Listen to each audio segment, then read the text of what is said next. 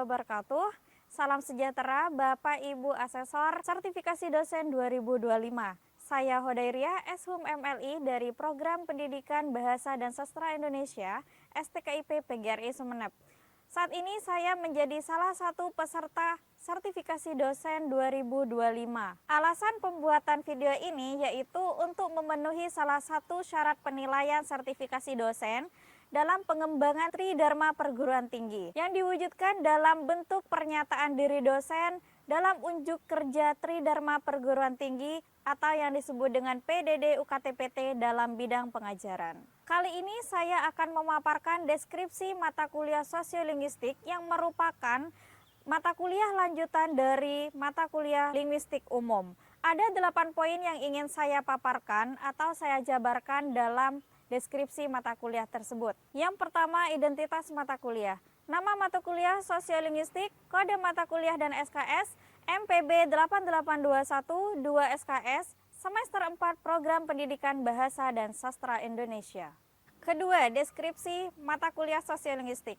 Mata kuliah ini diharapkan memberikan pengetahuan terhadap mahasiswa mengenai konsep dasar sosiolinguistik dan ruang lingkup sosiolinguistik yang meliputi komunikasi bahasa, variasi bahasa dan fungsi bahasa, diglosia dan bilingualisme, alih kode dan campur kode, peristiwa tutur dan tindak tutur, pergeseran dan pemertahanan bahasa, serta pendidikan dan pengajaran bahasa dan sastra Indonesia.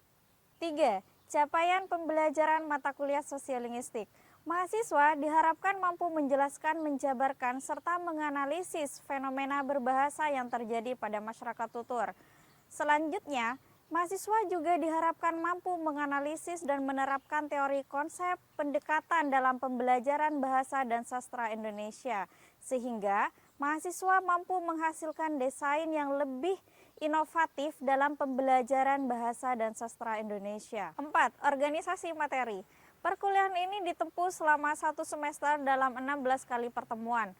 Pertemuan pertama, pengenalan sosiolinguistik. Pertemuan kedua, yaitu variasi bahasa. Pertemuan ketiga, bilingualisme dan diglosia. Pertemuan keempat, alih kode dan campur kode. Pertemuan kelima, peristiwa tutur dan tindak tutur. Pertemuan ke-6, interferensi dan integrasi. Pertemuan ke-7, pergeseran bahasa dan pemertahanan bahasa. Pertemuan ke-8, ujian tengah semester. Selanjutnya, pertemuan ke-9 sampai ke-14, praktek pembuatan artikel. Pertemuan ke-15 yaitu presentasi hasil pembuatan artikel. Dan pertemuan terakhir adalah ujian akhir semester. Kelima, strategi perkuliahan. Strategi perkuliahan mata kuliah Sosiolinguistik meliputi ceramah, diskusi, dan tanya jawab dengan model pembelajaran active learning, yaitu pembelajaran kooperatif tipe tim quiz. 6. Tugas mata kuliah Sosiolinguistik. Tugas mata kuliah Sosiolinguistik dibagi menjadi 2, yaitu tugas mandiri dan tugas kelompok. Tugas mandiri berupa pembuatan artikel yang mana nantinya akan dipublish di suatu jurnal terakreditasi ataupun jurnal nasional. Sedangkan tugas kelompok yaitu berupa tugas makalah. 7. Kriteria penilaian. Kriteria penilaian meliputi 4 indikator, yaitu kehadiran dan keaktifan 30%, ujian tengah semester 20%, tugas 20%, ujian akhir semester 30%. Terakhir, tata tertib perkuliahan. Mahasiswa diwajibkan hadir maksimal 15 menit keterlambatan. Kedua, mahasiswa diwajibkan mengikuti seluruh rangkaian pembelajaran minimal 80% dari perkuliahan selama 1 semester. Ketiga, mahasiswa wajib menggunakan pakaian rapi dan sopan. Demikianlah pemaparan deskripsi mata kuliah Sosiolinguistik, Program Studi Pendidikan Bahasa dan Sastra Indonesia.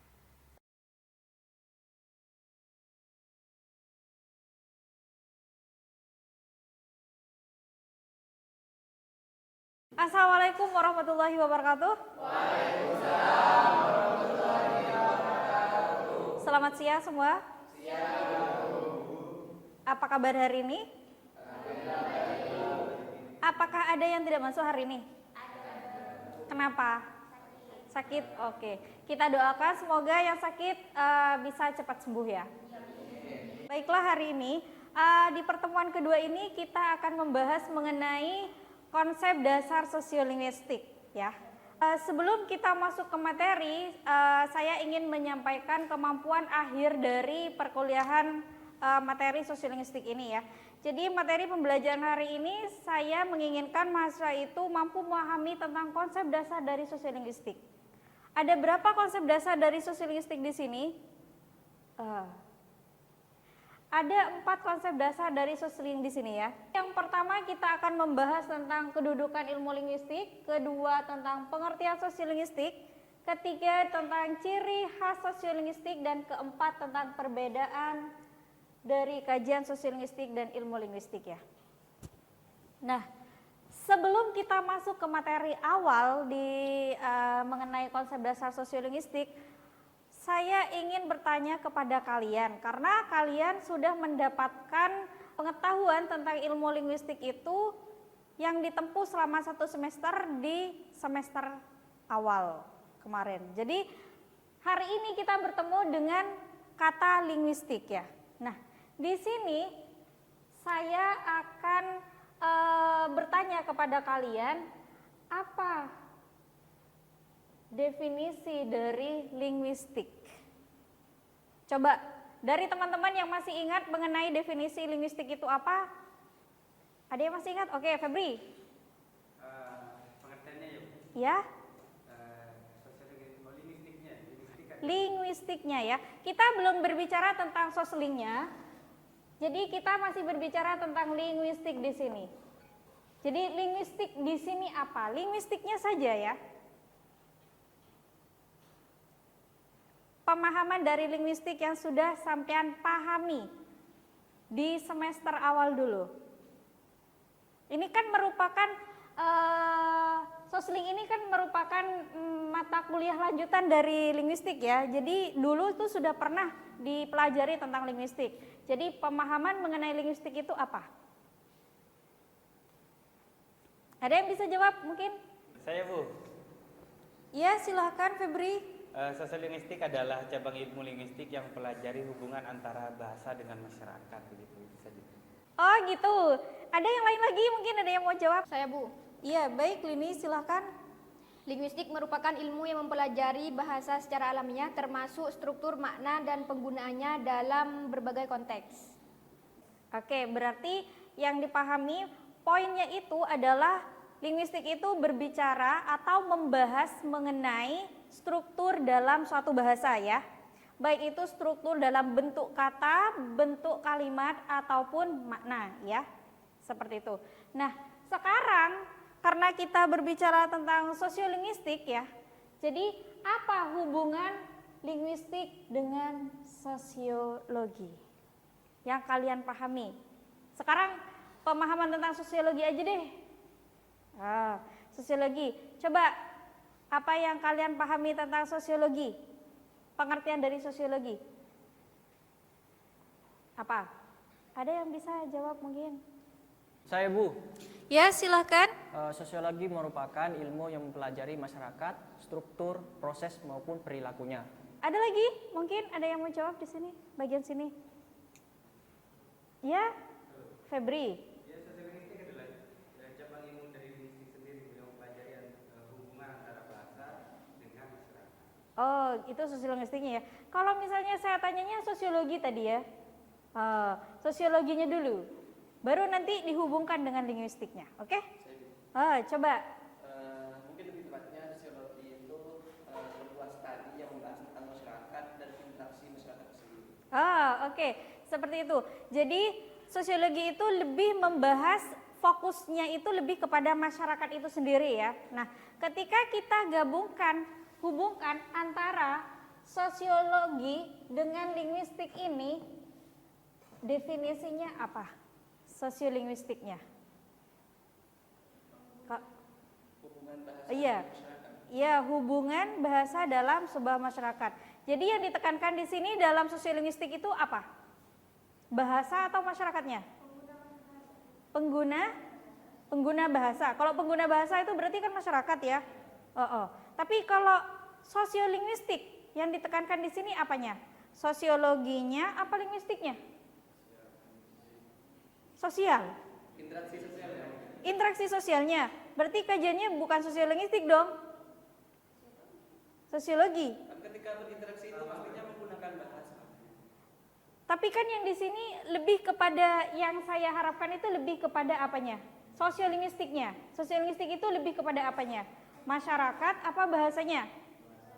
Kalau tadi bilangnya ini apa? Lebih kepada masyarakatnya.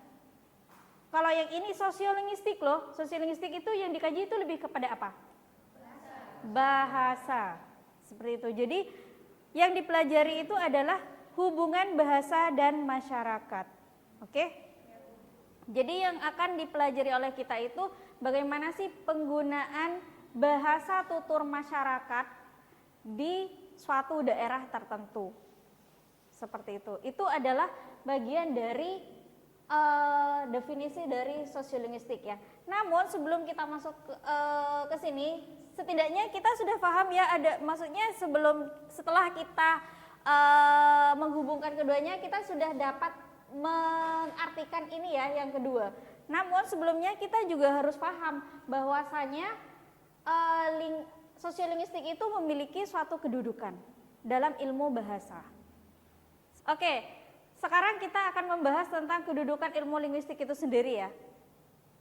Jadi ilmu linguistik di sini kedudukannya itu ada dua, ada mikro, ada makro. Nah, namun sebelum kita mengetahui tentang makro ya, kita juga harus paham dulu apa itu mikro. Ada yang tahu mikro itu apa? Mikrolinguistik. Bagian luar mikrolinguistik. Ada yang tahu lagi? Mikrolinguistik ya, bukan makronya. Mikro. Ada yang paham tentang mikro? Mikro. Kalau mikro apa? Apa luar, apa dalam? Dalam. Atau yang disebut dengan internal bahasa ya, itu mikro. Namun di sini saya akan memusatkan pembahasan kita pada makrolinguistiknya, karena sosiolinguistik itu bisa masuk kepada kajian interdisipliner ilmu yang terliput dalam makrolinguistik di sini ya. Makrolinguistik di sini sepemahaman kalian itu apa? Kalau tadi kalian sudah jawab tentang mikro itu adalah bagian internal kebahasaan, berarti kalau makro itu adalah eksternal kebahasaan. Seperti apa kalau eksternal kebahasaan itu? Ada yang bisa jawab eksternal kebahasaan? Kita akan belajar tentang eksternal kebahasaan. Bahasa dan penggunanya meliputi apa? Faktor-faktornya, ya enggak? Ya. Nah, faktor-faktor dari luar kebahasaan. Nah, di dalam makrolinguistik ini terdapat dua bagian yang harus kita pahami, yaitu ada pemahaman tentang interdisipliner dan terapan. Kalau kita berbicara interdisipliner berarti ada dua penghubungan kajian ilmu ya. Kajian ilmu kebahasaan. Apa itu? Sosiologi dan linguistik. Karena kita ranahnya belajarnya sosiolinguistik ya. Berarti penggabungan antara sosiologi dan linguistik itu menjadi satu kesatuan ilmu bahasa yang berasal dari dua penggabungan ilmu ya. Nah, itu disebut dengan interdisipliner. Sedangkan ilmu terapan seperti apa? Seperti bentuk penerjemahan itu juga masuk dalam kajian terapan. Namun, sosiolinguistik itu juga masuk dalam ilmu terapan. Kenapa? Karena juga membahas tentang faktor-faktor yang terjadi pada masyarakat tutur. Ya. Nah, seperti itu. Selanjutnya kita akan masuk pada pengertian sosiolinguistik, ya. Setelah kita bahas di awal tentang linguistik umum tadi, linguistik ya, pengertian linguistik. Nah, sekarang kita masuk ke ke pengertian sosiolinguistik. Apa sih pengertian sosiolinguistik menurut kalian? Definisinya. Ketika kalian sudah tahu tentang linguistik itu apa, sosiologi itu apa, karena keduanya merupakan suatu gabungan dua ilmu interdisipliner, ya, interdisipliner ilmu. Coba, apa menurut kalian? Ada yang bisa bantu jawab? Sosiolinguistik pengertiannya? Apa? Coba ada. Nah, coba Aida, sosiolinguistik ya. Cabang ilmu bahasa linguistik yang mempelajari hubungan antara bahasa dan pengguna bahasa. Oke, ada lagi yang lain mungkin? Ada yang lain? Yang mau jawab, betul jawab. Mungkin ada suatu hal yang tidak sama dengan Aida mengenai pengertian sosiolinguistik, sama ya? Sama. Oke, terima kasih ya atas jawabannya. Jadi sosiolinguistik ini memang suatu ilmu yang membahas tentang bahasa berhubungan dengan masyarakat itu ya. Jadi di dalamnya akan berbicara tentang peristiwa tutur, bagaimana sih tidak tutur masyarakat di suatu daerah itu, terus bagaimana variasi-variasi bahasa yang ada di daerah-daerah tersebut, seperti itu. Jadi dari pemaparan barusan dapat dikaitkan dengan pendapat para ahli bahasa dari sosiolinguistik yang mengatakan bahwa sosiolinguistik merupakan studi atau pembahasan yang mengkaji tentang bahasa sehubungan dengan masyarakat itu sendiri. Nah, itu menurut Prof. Nababan ya. Selain itu, Fishman juga mengatakan bahwa studi atau kajian mengenai sosiolinguistik itu adalah kajian mengenai ciri khas dan variasi bahasa mengenai 3 unsur, yaitu interaksi, perubahan, dan hubungan antar masyarakat sebagai masyarakat tutur. Nah, dan hal ini dapat disimpulkan bahwa sosiolinguistik itu merupakan suatu kajian mengenai bahasa dan masyarakat yang membahas atau fokus pembahasannya lebih pada konteks kebahasaan itu sendiri. Jadi konteks kebahasaan yang terjadi di masyarakat itu seperti pemerolehan dialek yang dapat kalian kaji dari segi variasi bahasanya, dialek yang dapat kalian lihat bagaimana mereka itu bertutur. Artinya apa? Artinya bahwa pembahasan mengenai sosiolinguistik ini lebih kepada perincian-perincian yang berhubungan dengan bahasa atau perincian-perincian penggunaan bahasa yang disebut dengan detail of language. Misalnya contoh ya, pemerian pola-pola pemakaian bahasa dan dialek yang ada dalam budaya tertentu, misalnya yang menyangkut peristiwa-peristiwa tutur, pilihan-pilihan bahasa yang dilakukan oleh penutur itu, karena variasi bahasa itu biasanya muncul dari faktor eksternal. Artinya apa? Artinya faktor-faktor eksternal itu mampu mempengaruhi bahasa-bahasa daerah kita, dan itu mampu dijadikan semacam pemahaman dari variasi bahasa yang terjadi dalam masyarakat tutur kita.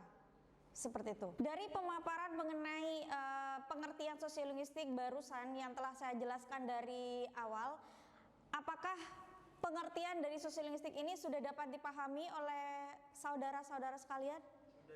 Sudah? Ya, yakin? Baiklah, selanjutnya kita akan membahas slide ketiga, yaitu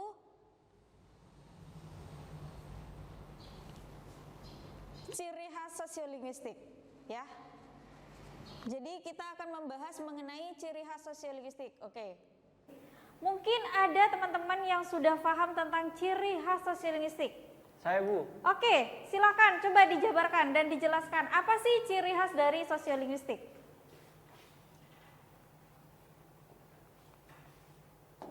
Baik, saya di sini akan sedikit membahas terkait pemahaman saya ciri khas sosiolinguistik. Yang pertama ada identitas sosial. Yang kedua ada variasi bahasa. Yang ketiga ada interdisipliner. Yang keempat ada kelas sosial. Nah, dari yang saya sebutkan, yang saya pahami di sini, saya ingin menjelaskan yang bagian variasi bahasa. Nah, dari variasi bahasa yang saya ketahui di sini kan di Pulau Madura kan ada 4 kabupaten. Nah, dari keempat kabupaten di sini, dari ujung bagian barat itu ada Bangkalan, Sampang, Pamekasan, dan Sumeneb gitu. Nah, dari keempat kabupaten di sini jika dilihat dari dialek tiap kabupaten itu tidak sama. Nah, misalnya saya contohkan itu yang saya pahami itu, saya kan dari Sumeneb. Dialek Sumeneb itu bahasa pisau dalam bahasa Maduranya itu dikenal sebagai ating. Sedangkan dialek bagian Pamekasan itu berbeda. Bukan lating lagi, tapi todi. Nah, dari dua contoh yang saya sebutkan barusan merupakan contoh yang penggunaan dialeknya itu berasal dari dua tempat yang berbeda-beda. Itu saja, Ibu. Oke. Baik, terima kasih.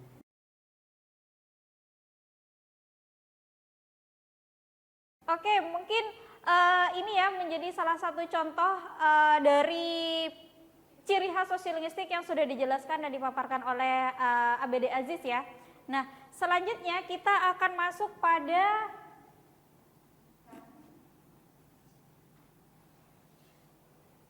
perbedaan kajian sosiolinguistik dengan ilmu linguistik. Barusan kita sudah melihat pemaparan dari kaum laki-laki ya. Nah, sekarang kita ganti dari anak perempuan. Nah, siapa yang akan menjelaskan tentang perbedaan kajian sosiolinguistik dan linguistik dari anak perempuan? Ayo.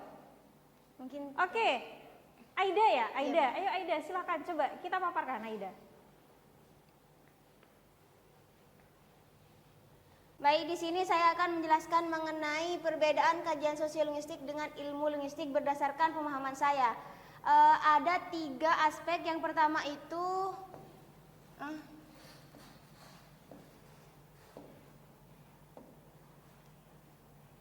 sistem bahasa.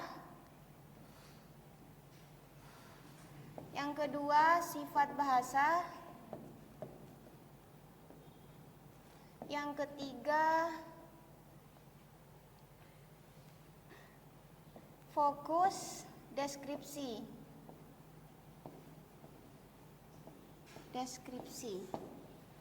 Nah, di sini saya akan mencoba menjelaskan mengenai sistem bahasa. Sistem bahasa sendiri ada 3 aspek. Yang pertama itu ciri sosial.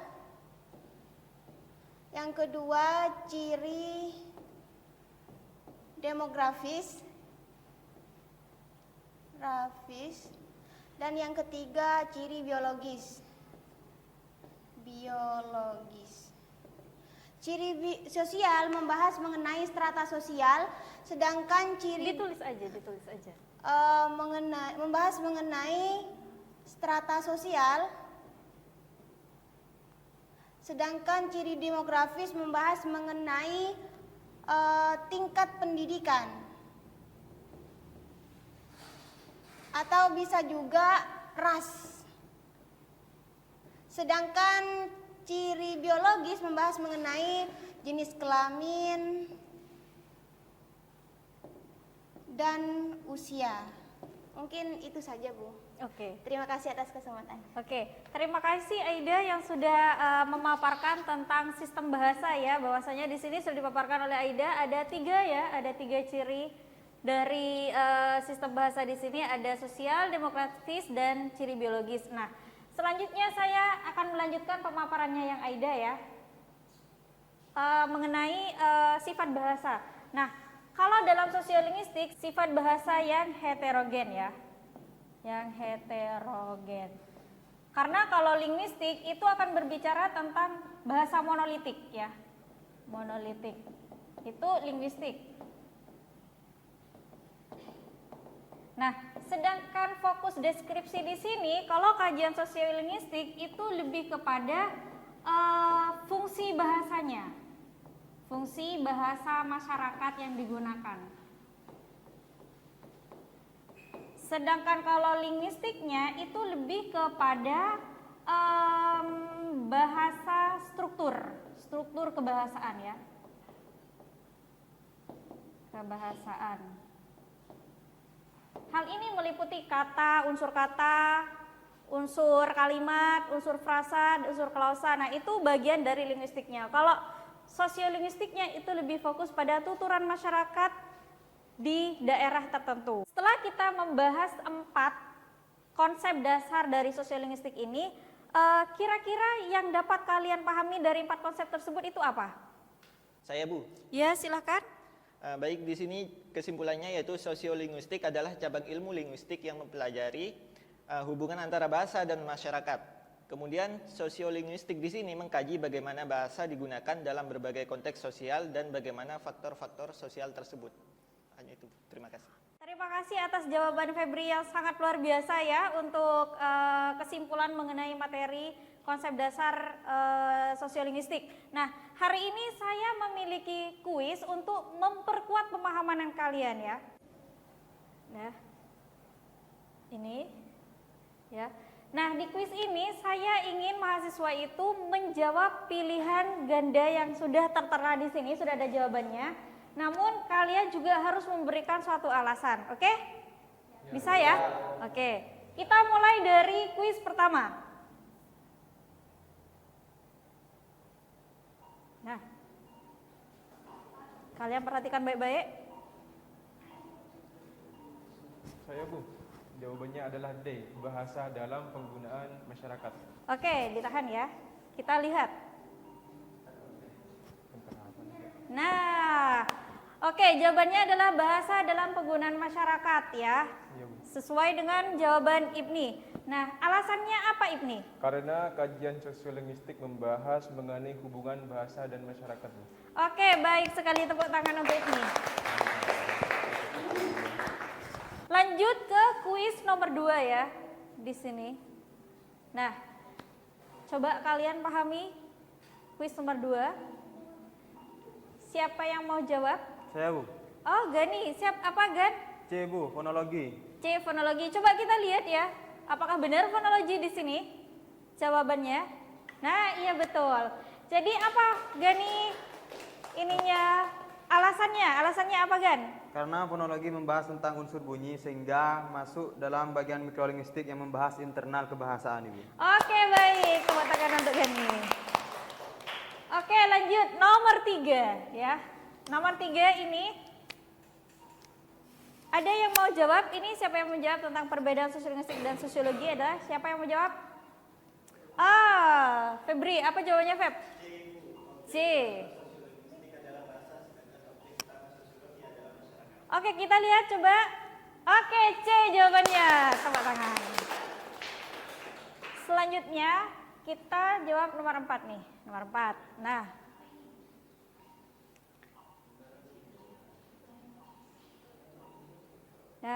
coba. Oh, iya. Oke, makro dan mikro. Tahan ya, kita lihat coba apa jawabannya. Oke, betul. Tepuk tangan. Terima kasih atas jawaban yang sangat luar biasa hari ini. Kita tepuk tangan dulu ya. Nah, sekarang setelah rangkaian materi yang telah kita paparkan dari tadi, sampean juga menjelaskan bagaimana pengertian dari sosiolinguistik ini. Jadi hari ini dapat saya simpulkan bahwa sosiolinguistik itu adalah studi tentang bahasa yang digunakan dalam konteks sosial dan bagaimana konteks sosial itu dapat mempengaruhi suatu bahasa. Ditinjau dari kelas sosial, jenis kelamin, pendidikan, usia. Seperti itu. Nah, kenapa? Karena bahasa itu dapat berubah sesuai dengan kondisi dan situasi masyarakat itu sendiri. Oke? Demikian pertemuan hari ini, dan untuk pertemuan selanjutnya kita akan membahas materi tentang variasi bahasa. Dari saya, wassalamualaikum warahmatullahi wabarakatuh.